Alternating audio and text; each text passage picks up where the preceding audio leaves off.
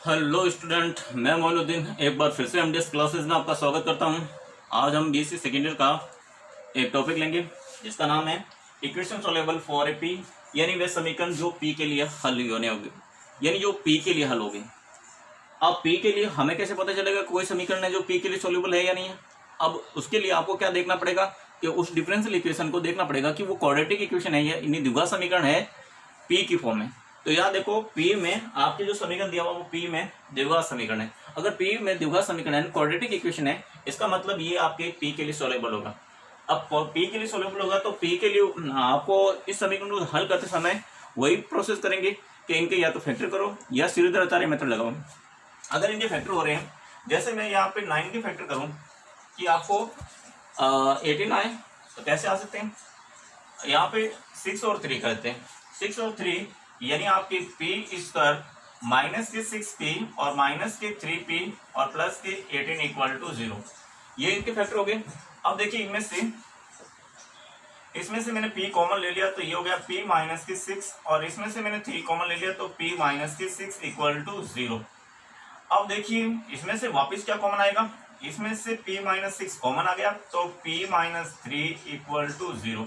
इससे आपके दो फैक्टर हो गए, एक तो p माइनस 6 इक्वल टू 0 और एक हो गया p इक्वल टू 3। अब देखिए इसको मैं अगर लूंगा तो पहले मैं इसको सॉल्व करता हूँ, p माइनस 6 इक्वल टू 0, तो इसमें क्या होगा, इसमें आपके p इक्वल टू 6 हो जाएगा। और p क्या होता है आप जानते हो, p होता है वो dy बाई dx होता है। तो p की जगह मैं dy बाई dx लिखूंगा तो ये 6 हो जाएगा। और अब इस dx को इधर भगाएं तो ये dy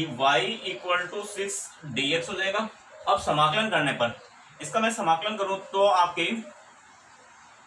समाकलन करने पर अगर इसका समाकलन किया तो ये हो गया y इक्वल टू ये 6, इसका 6x का हो जाएगा आपकी 6x प्लस c। और अगर मैं इसको इधर डाउन सकूं तो ये आपके y माइनस के 6x minus c equal to 0, ये रिजल्ट मिला। और अब देखिए अगर मैं इससे p माइनस 3 इक्वल टू 0 लूँ तो इसको भी मैं dy बाई dx लिखूंगा तो ये हो जाएगा 3 उधर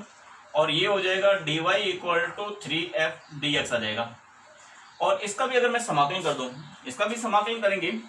तो ये हो जाएगा आपकी y equal to 3x plus c, इसको इधर भगा दिया तो ये हो गया y माइनस की 3x minus c equal to 0। एक रिजल्ट तो ये फैक्टर बना आपकी और दूसरा रिजल्ट ये बना। तो आपके समीकरण जो एक, ये आपका समीकरण एक था, इसका जो सॉल्यूशन होगा वो इस प्रकार से होगा। समीकरण एक का जो हल रहेगा वो y माइनस 6x माइनस 6 और y minus 3x minus 6 equal to 0। तो इस प्रकार से आपके यहाँ पे ये c है तो यहाँ पे भी आपके c रहेगा, बाकी यहाँ पे भी c है तो यहाँ पे भी c रहेगा। तो इस प्रकार से आपकी p के लिए सॉल्युबल इक्वेशन होती है। अगर वो p में कोई समीकरण अगर द्विघात समीकरण होता है तो वो p के लिए हल होता है, और p के लिए हल करने का मेथड ये रहा। आप इसको फैक्टर मेथड यानी सीरीधराचार्य मेथड से भी कर सकते हैं। हम नंबर 2 देखते हैं। यहाँ पे भी आपकी p की पावर 2 है यानी p स्क्वायर है, ये p में द्विघात समीकरण है इसलिए p के लिए हल होगा। तो p के लिए हल होगा तो सबसे पहले हम इसमें सीरीधराचार्य सूत्र लगाते हैं, जिसमें क्या होता है p इक्वल टू माइनस के b की वैल्यू है 2y कॉट x और यहाँ पे plus minus root of b square यानी 4y square cot square x और b स्क्वायर माइनस के 4ac करेंगे तो 4 इंटू 1 इन 1 और माइनस 1 प्लस के 4y स्क्वायर। अब ये आ जाएगा आपकी अपॉन 2a यानी 2a की वैल्यू 1 है तो p इक्वल टू ये आ जाएगा माइनस के 2y cot x plus minus यहां से आपके 4y स्क्वायर कॉमन लेंगे तो रूट के बाद ये 2y हो जाएगा और अंदर रह जाएगा आपके यहाँ तो 1 प्लस यहाँ रह जाएगा आपकी कॉट स्क्वायर x अपॉन 2। अब देखिए तो p आ गया आपके, ये मैं 2 कैंसिल कर दूं यहां से तो ये आपके ये मैं 2 यहाँ से कॉमन ले लूंगा यहाँ से, और ये 2 कैंसिल हो जाएगा। तो अपने क्या बना, या y cot x और प्लस माइनस यहाँ पे 1 plus cot square, 1 plus cot square होता है कोसेक स्क्वायर एक्स, मगर रूट लगा हुआ है तो यहाँ पे कोसेक स्क्वायर नहीं आएगा, कोसेक एक्स आ जाएगा। इस प्रकार p की वैल्यू आ गई y माइनस के y cot x plus minus cosec x. अब हम यहाँ पे प्लस साइन लेने पर, प्लस चिन्ह लेने पर, अगर हम प्लस चिन्ह लेते हैं तो p equal to minus Y cot X और प्लस ये आ जाएगा कोसेक एक्स, यहाँ पे y भी है तो ये आ जाएगा। अब यहाँ पे भी y है तो आप y कॉमन ले सकते हो यहाँ से, तो y अगर मैं कॉमन लूं तो p इक्वल टू ये मेरा हो जाएगा y कॉमन लेने पर यहाँ पे ये मैं लिख दूं 1 अपॉन साइन एक्स, और ये माइनस का कोट एक्स को लिख दूंगा cosec x upon sine x. तो p आ जाएगा आपकी y, इनका अगर एलसीएम लें तो ये साइन एक्स और यहाँ आ जाएगा 1 minus cos x.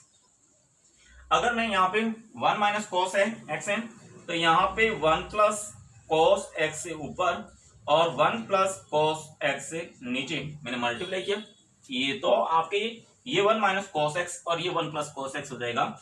p equal to Y 1 minus ये हो जाएगा 1 minus cosec square X upon sine X और यहाँ पे 1 प्लस कोस एक्स, ये हो जाएगा आपकी y 1 माइनस कोसेक स्क्वायर होता है वो साइन स्क्वायर एक्स, ये sine square X upon sine x into 1 plus cos x, ये साइन से कैंसिल हो जाएगा तो आपकी p की वैल्यू आ गई ये। अब हम जानते हैं p क्या होता है, p होता है dy बाई dx, p होता है dy अपॉन dx, तो यहां पे हम लिख देंगे dy upon dx equal to y sine x, ये y sine x upon 1 minus ये 1 प्लस कॉस x। अगर मैं चरों का सेपरेशन करूं, प्रतिकरण करूं तो ये y तो यहां आ जाएगा dy upon y equal to यहां पे हो जाएगा आपकी sine x upon 1 plus cos x और ये dx। अब समाकलन करने पर आपके हो जाएगा यहाँ dy अपॉन y है, इसका तो समाकलन हो जाएगा log y, और यहाँ पे भी इसका जो हर का आउटलाइन करते हैं तो अंश में पड़ा हुआ है, यहाँ 0 cos का हो जाएगा माइनस साइन x, तो इसका हो जाएगा माइनस का log of 1 plus cos x और प्लस log ऑफ c। तो इसे क्या लिखेंगे, log की प्रॉपर्टी लगा देंगे तो ये हो जाएगा log y equal to c upon ये log c upon 1 plus cos x। log से अब हम कैंसिल करते हैं तो y हो जाएगा आपकी c upon 1 plus cos x, और y को इधर लाएंगे तो y माइनस की c upon 1 plus cosec x equal to 0। एक आपके फैक्टरिंग का सॉल्यूशन है वो ये आया। अब हम यहाँ पे जिस प्रकार से प्लस साइन लिया था उसी प्रकार से नेगेटिव साइन लेने पर,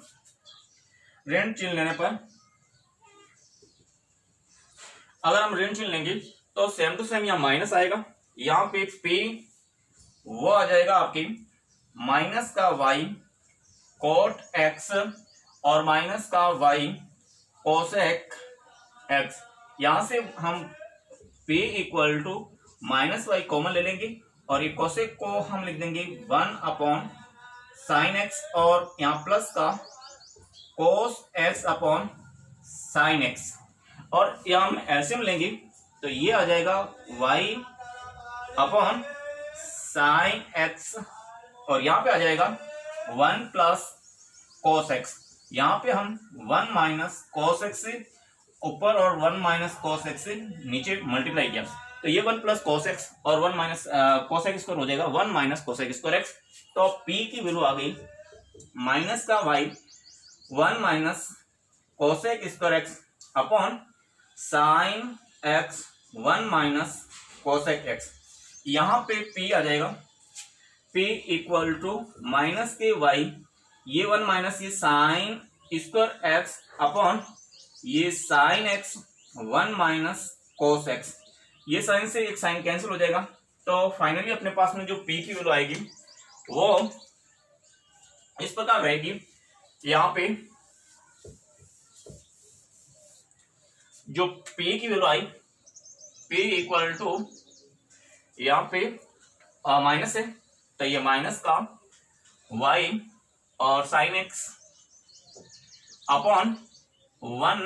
माइनस कोस x। अब इनके में भी चरों का प्रतिकरण करना है, सेपरेशन ऑफ वेरिएबल। तो यहाँ पे आ जाएगा आपके पहले तो dy p को हम लिखेंगे dy अपॉन एक dx, हम जानते हैं कि p होता है वो dy अपॉन dx होता है। तो ये हो जाएगा आपकी माइनस के y sine x upon 1 minus cos x। अब मैं चरों का सेपरेशन करूं, वेरिएबल करूं, इनका वेरिएबल का सेपरेशन करूं तो ये हो जाएगा आपकी dy अपॉन ui अपॉन आ जाएगा और माइनस का ये हो जाएगा sine x upon 1 minus cos x और dx। अब समाकलन करने पर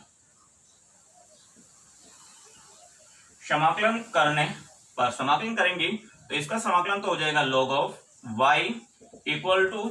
अब यहाँ पे तो इसका अवकलन करते हैं तो 1 का तो 0, ये cos का हो जाएगा, ये माइनस है, cos का होगा माइनस के साइन तो प्लस साइन x ऑलरेडी है तो ये बाहर माइनस रहेगा, तो ये माइनस का ये हो जाएगा log of 1 minus cos x और प्लस का log ऑफ c। तो अब देखो आपका आंसर क्या है,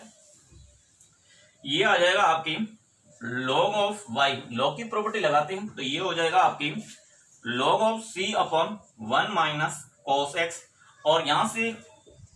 y की वैल्यू आ जाएगी वो c upon 1 minus cos x और ये आपका अगर मैं इधर ट्रांसफर करूं तो ये माइनस का c upon 1 minus cos x equal to 0। ये सेकंड आपका आंसर है। तो पहला ये आया था और दूसरा ये आया था। तो समीकरण 1 का अभिष्ट हल, तो समीकरण 1 का हल होगा वो आपकी एक तो ये हो जाएगा y minus C upon 1 plus cos x और दूसरा ये वाला y minus C upon 1 minus cos x equal to 0। तो हमने p के लिए सॉल्यूशन पढ़ा, एक हमने 2 उदाहरण किए, तो इस प्रकार से हम p के लिए हल पढ़ते हैं। तो सबसे पहले समीकरण में ये देखना होता है कि अगर p जो आपके डिफरेंशियल इक्वेशन दे रखा है वो p में द्विघात समीकरण होता है तो ये प्रोसेस रहता है उनको सॉल्व करने का। तो आगे देखते हैं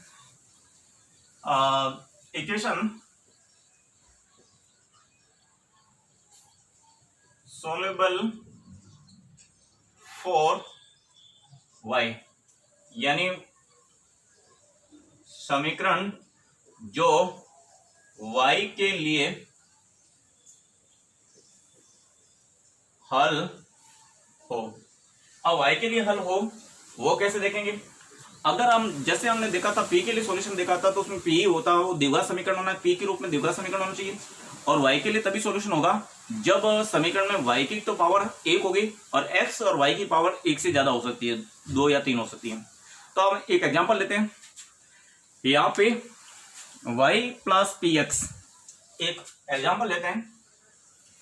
y plus p x equal to p square x square, p square x की पावर 4।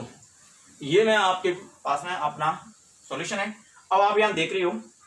x, यहाँ पे p में ये द्विघात समीकरण बन रहा है तो ये p के लिए भी हल होगा और ये x के लिए हल नहीं होगा क्योंकि x में ये घात पावर 4 आ गई, इसलिए x के लिए सॉल्यूशन नहीं है। y की पावर 1 है इसलिए y के लिए हल है। अगर x के लिए हल तभी होगा जब यहाँ x की घात 1 ही हो तो ये y के लिए हल है, नहीं तो नहीं है। तो ये समीकरण p के लिए भी सॉल्यूशन हल हो सकता है और y के लिए भी हल हो सकता है। p के लिए तो हमने पढ़ रखा है इसलिए हम यहाँ y के लिए हल पढ़ेंगे। जब भी आपको देखने से पता चलता है कि ये समीकरण y के लिए हल है तो हम क्या करेंगे, इस समीकरण 1 का, ये जो समीकरण 1 है इसको हम x के सापेक्ष अवकलन करेंगे। तो समीकरण आपको differential with respect to x, अगर मैंने यहाँ पे x के सापेक्ष डिफरेंशियल किया तो ये हो गया आपकी dy अपॉन dx और प्लस का ये हो जाएगा p, x का हो गया 1 और x dp upon dx equal to ये हो जाएगा आपकी 2p x की power 4 dp upon dx plus का और ये 4p स्क्वायर x क्यूब। अब देखिए dy अपॉन dx को मैं p लिखूंगा, तो हम जानते हैं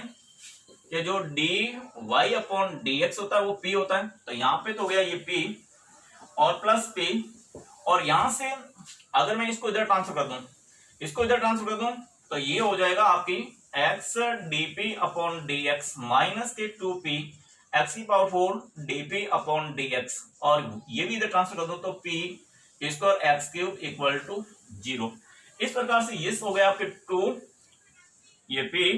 और माइनस का इसको पास में रख लीजिए 4p स्क्वायर x क्यूब, और इसमें से भी हम कॉमन ले लेते हैं, वो ले लेंगे बाद में। फिलहाल अपने पास में ये समीकरण आया 2p x की power 4 dp upon dx equal to 0। अब यहाँ पे क्या कॉमन आ रहा है, यहाँ पे 2p कॉमन आ रहा है, तो अगर मैं यहाँ पे 2p कॉमन लेना चाहता हूं तो यहाँ पे x dy कॉमन ले लेंगे तो 1 बचेगा, ठीक है। यहाँ से 2p कॉमन ले लेते हैं, इस समीकरण से आपके 2p मैंने कॉमन ले लिया तो 1 माइनस 2p बाहर चला गया, तो यहाँ पे हो गया 2p x क्यूब और प्लस का यहाँ से मैंने x dp upon dx common ले लिया, तो यहाँ पे तो बच गया 1 माइनस का 2p x cube equal to 0। यहाँ पे ये फैक्टर और ये फैक्टर कॉमन आ रहा है, तो अब देखिए ये हो जाएगा आपके 1 माइनस 2p x क्यूब और ये हो जाएगा 2p प्लस का x dp upon dx equal to 0। अब ये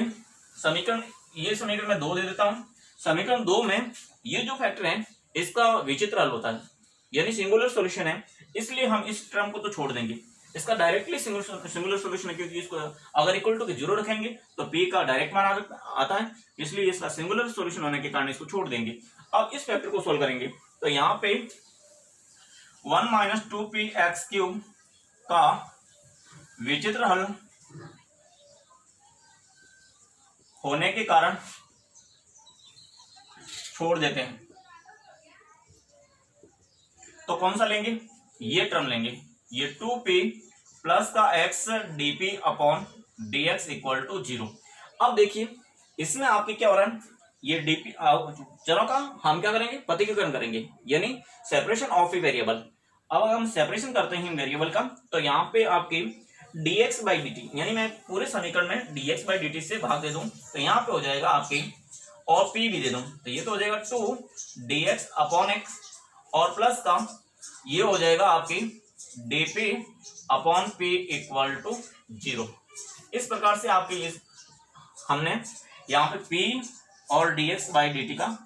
से मल्टीप्लाई कर दिया, p से तो मैंने डिवाइड किया, पूरे समीकरण को मैंने p से तो डिवाइड किया और dx बाई dt से मल्टीप्लाई किया, तो ये आपका आंसर मिला। अब मैं इस चरों का सेपरेशन हो गया, तो अब हम क्या करेंगे, इसका समाकलन कर लेंगे। समाकलन करेंगे तो आपके इसका समाकलन करने पर अगर समाकलन करेंगे तो ये हो जाएगा 2 log ऑफ x और plus log of p equal to log of c। अब यहां पे हो जाएगा एक 2 तो ऊपर ये log of x square plus log of p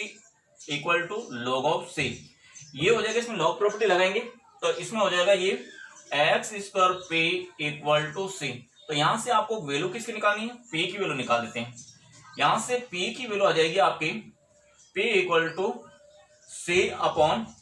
x square, इसको समीकरण 3 दे देंगे। अब हम क्या करेंगे, समीकरण 1 और समीकरण 3 से p का विलोपन करेंगे, तो p का विलोपन करने से ही आपका आंसर आ जाएगा। तो समीकरण 1 व 2 1 और 3 में से p का विलोपन करने पर अगर विलोपन करेंगे तो यहां से p की वैल्यू यहां रख देंगे, तो ये हो जाएगा आपकी y equal to y plus का p का मान हो गया आपके c अपॉन एक्स स्क्वायर और यहाँ पे x और इक्वल टू यहाँ पी स्क्वायर सी स्क्वायर अपॉन एक्स की पावर 4 और एक्स की पावर 4, ये एक्स की पावर 4 से ये कैंसिल हो गया, एक्स कैंसिल हो गया, तो y plus c upon x equal to C square. अब मैं पूरे समीकरण को एक्स से मल्टीप्लाई कर दूं तो ये हो जाएगा एक्स वाई प्लस का C equal to C square X. तो ये आपका सॉल्यूशन हो गया, एक्स वाई और प्लस की सी स्क्वायर एक्स, ये माइनस आ जाएगा और सी इक्वल टू 0, ये आपका आंसर है। तो इस प्रकार से हम किसी भी समीकरण का P अगर y के लिए हल हो तो y के लिए हल कैसे करते हैं, ये हमने प्रोसेस बताया। अब देखिए, देखना क्या है आपको, यहाँ y की घात 1 होनी चाहिए, x की घात और p की घात 1 से ज्यादा हो तो ये y के लिए हल होगा। अगर इसी प्रकार से अगर x की घात 1 हो और y की घात यहाँ पे ज्यादा हो, यानी 1 से ज्यादा हो और p की घात भी 1 से ज्यादा हो, तो ये x के लिए सोल्यूशन होगा, वो हम आगे पढ़ेंगे। अब p का एक और उदाहरण लेते हैं, देखते हैं।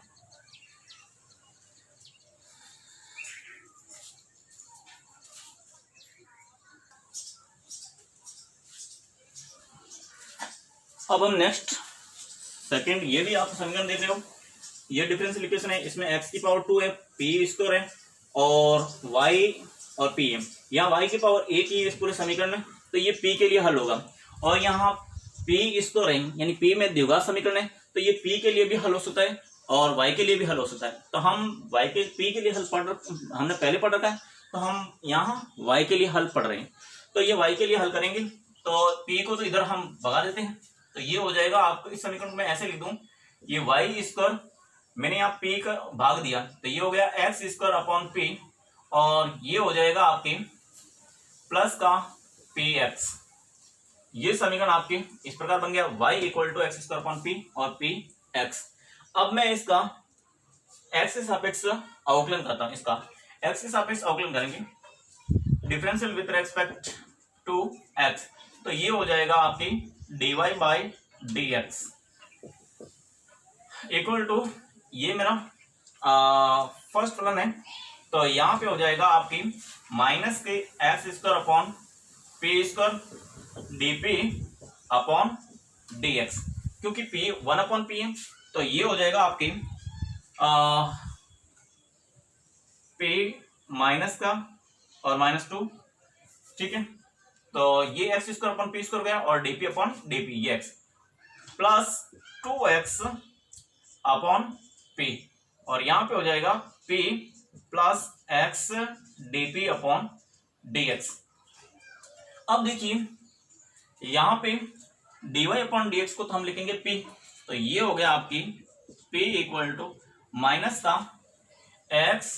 Square p square dp upon dx और प्लस का x, ये 2x upon p plus p plus x dp upon dx, ये p से p कैंसिल कर दो, तो अपना यहाँ पे हो जाएगा ये 2x अपॉन p और इसमें से आपके कॉमन क्या आ रहा है, x dp upon dx common ले लेते हैं, तो यहाँ पे मैंने x dp upon dx common ले लिया, तो यहाँ 1 माइनस का ये बन गया आपके एक्स स्क्वायर अपॉन एक्स, एक एक्स अपॉन पी स्क्वायर, ये बच जाएगा। अगर मैं यहाँ पे इक्वल टू 0, यहाँ पूरे समीकरण को मैं एक्स एक्स से भाग दे देता हूँ, यानी मैं इस समीकरण को पूरे को गुणा करता हूँ पी स्क्वायर अपॉन एक्स से, पी स्क्वायर अपॉन एक्स से गुणा करूंगा, तो ये देखिए यहाँ पे तो पी स्क्वायर से गुणा करते ही एक्स से तो एक्स कैंसिल हो जाएगा, पी स्क्वायर से गुणा करूंगा तो ये हो जाएगा आपके 2p और यहाँ पे मैंने x से डिवाइड किया तो ये x कैंसिल हो गया और p स्क्वायर से मैं यहाँ डिवाइड या गुणा करूंगा, तो यहाँ पे आएगा dp अपॉन dx, ये p स्क्वायर से p स्क्वायर कैंसिल हो जाएगा, x पहले से ही कैंसिल हो गया, तो यहाँ p square minus x equal to 0 आएगा। अब आप इस प्रकार से जब आपके फैक्टर कोई कॉमन नहीं आ रहा है, उस कंडीशन में इसको हम लीनियर इक्वेशन बनाएंगे। लीनियर इक्वेशन बनाने के लिए dx अपॉन, वापस से हम इस पूरे इक्वेशन में dp अपॉन dx का भाग देंगे, यहाँ dp अपॉन dx का भाग देंगे, तो ये तो हो जाएगा 2p dx अपॉन dp और ये कैंसिल आउट हो जाएगा, तो ये हो जाएगा p माइनस एक्स और इक्वल टू 0। अब मैं 2p से यहाँ फिर से भाग दूं, तो ये हो जाएगा आपके d x upon d p equal to, यहां मैंने 2p से डिवाइड किया तो ये हो जाएगा आपकी, एक p कैंसिल हो गया तो p/2, और यहाँ पे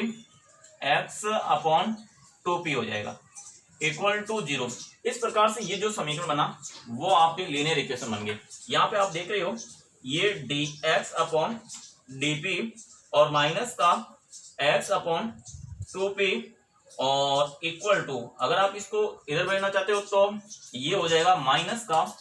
p अपॉन 2। ये जो समीकरण है आपके लीनियर इक्वेशन है। समीकरण 2 आपकी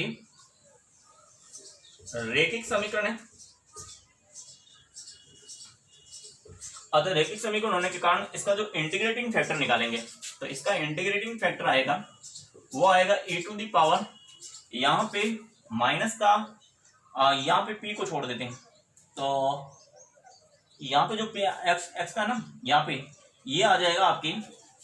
माइनस के 1/2p और ये हो जाएगा dp,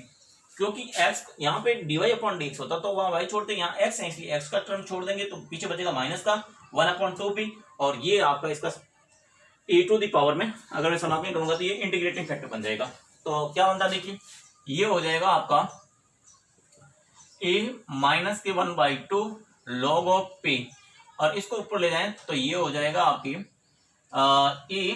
ये माइनस का 1/2 आएगा तो इसको ऐसा लिख सकते हैं log ऑफ 1/√p, ये आएगा। अब इस कंडीशन में आपकी अगर ये होता है तो ये log से कैंसिल हो जाता है और उस कंडीशन में आपकी इंटीग्रेटिंग फैक्टर बनता है वो 1/√p बनता है। अब इस पूरे समीकरण 2